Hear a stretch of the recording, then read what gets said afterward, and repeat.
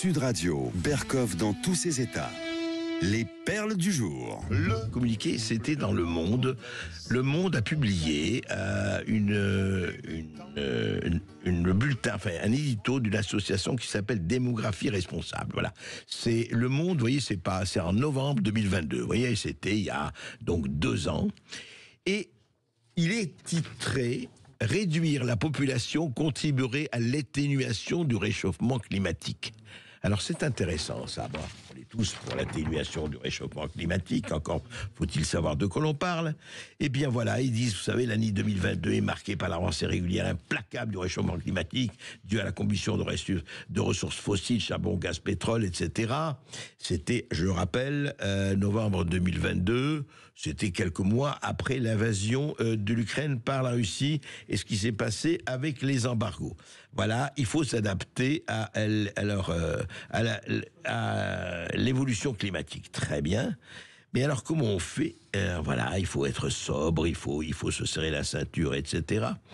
Et alors, c'est intéressant parce qu'il cite ceci. Déjà, l'enjeu des ressources alimentaires se trouvait au centre des travaux de Thomas Malthus, qui soulignait en 1798, on n'est pas le même nombre d'habitants, l'incapacité de la production de nourriture à augmenter à proportion de la population et plaidait donc pour une limitation de la croissance de ce dernier. Voilà, limiter la population, réduire la population.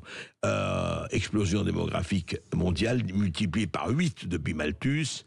Mais pourtant, alors, ils disent eux-mêmes, n'a pas produit la population massive pronostiquée. Et oui, Malthus était complètement trompé. Il dit voilà, on va avoir que des pauvres. En laissant vraiment grandir la population, on est fichu complètement.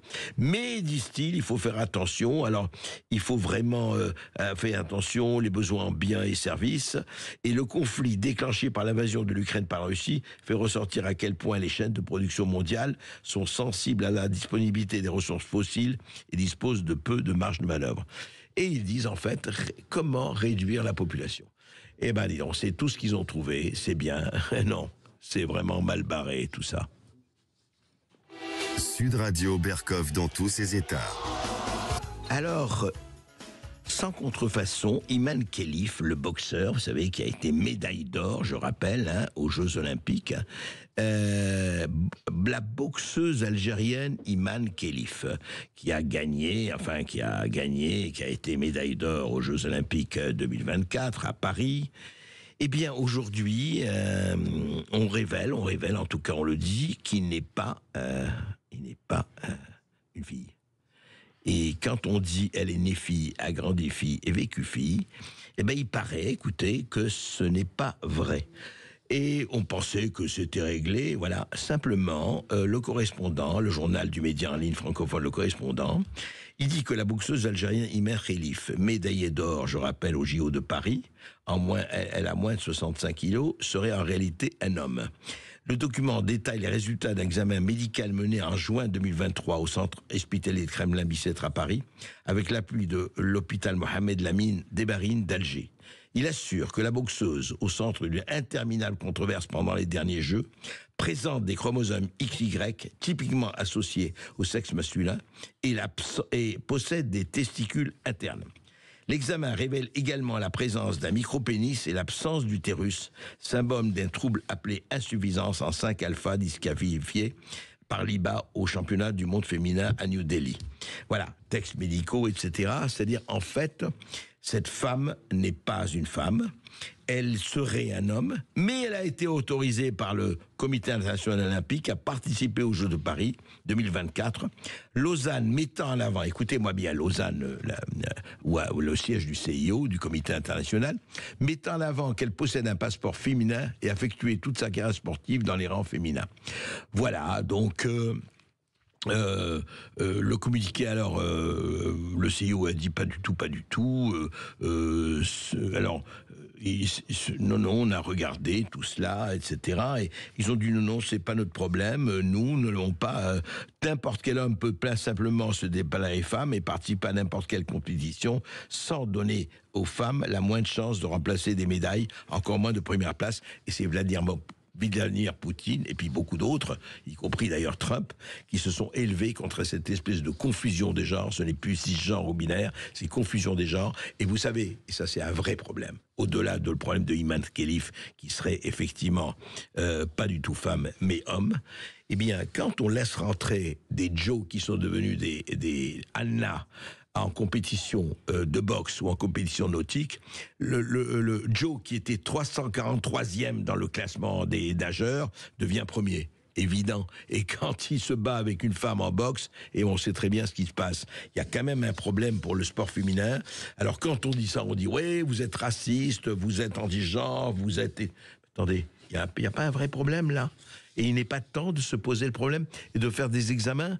Et je veux bien que tout le monde, si quelqu'un se sent homme ou femme, et c'est très bien, mais qu'on accepte dans le sport que des hommes, même s'ils ont fait leur transition, mais on sait très très bien que cette transition n'en fait pas des femmes au sens vrai du terme, et qu'ils vont absolument écraser tout le sport féminin, il y a un vrai problème dont il est temps de s'occuper.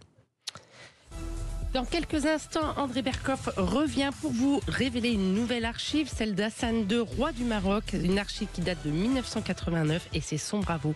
Berkoff dans tous ses états revient dans quelques instants.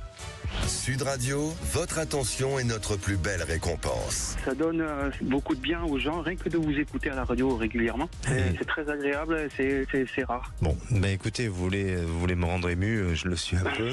Sud Radio, parlons vrai. Donc... Sud Radio, Berkoff dans tous ses états. Berkoff. Sud Radio, Berkoff dans tous ses états. Eh ben, bravo, oui, vous savez, on a beaucoup parlé de ce qui s'est passé avec je dirais le martyr, enfin cette jeune femme, vous savez, iranienne, là, qui s'est dévêtue et on ne sait toujours pas ce qui lui est arrivé, hein. Pour protester contre effectivement la police et la police des mœurs et du vice et de la vertu iranienne. Et puis voilà, bravo au roi Hassan II du Maroc. C'était en 1989, il participait à la grande émission d'Antenne 2 à l'époque, L'heure de vérité. Et voici comment il répondait sur le voile, sur les tenues, à Alain Duhamel. Écoutez, c'est très important, Hassan II, le roi du Maroc, commandeur des croyants. Oui ou non, c'était pour elles obligatoire. Est-ce que pour être de bonnes musulmanes, elles étaient obligées de le faire ou non? D'abord, c'est la première fois que j'entends parler de foulard coranique. Oh, vous avez lu la presse française, parce que je sais que vous la lisez beaucoup, et je crois que vous avez retrouvé l'expression un certain nombre de fois. Non, très franchement, parce que si je l'avais lu, j'aurais immédiatement émis une fatwa d'ici. Le fatwa, c'est l'arrêt des oulémas. Oui. C'est un sacrilège que de mettre les saintes écritures sur des tissus qui peuvent être souillés, qu'on le veuille ou non. Non pas par ce qui est souillant, mais par de l'huile, par des mains malpropres. Donc, mais il ne saurait y avoir de foulards, quoi. Il y a eu des foulards bonapartistes, il y a eu des cocktails, il y a eu des assiettes, il y a eu des pipes, comme dirait Rostand. Mais il n'y a jamais eu de foulard coranique. Voilà, il n'y a jamais eu de foulard coranique. Voilà, c'est la parole du roi du Maroc face à la parole de ceux qui essayent de faire du voile une affaire religieuse. Intéressant, n'est-il point ?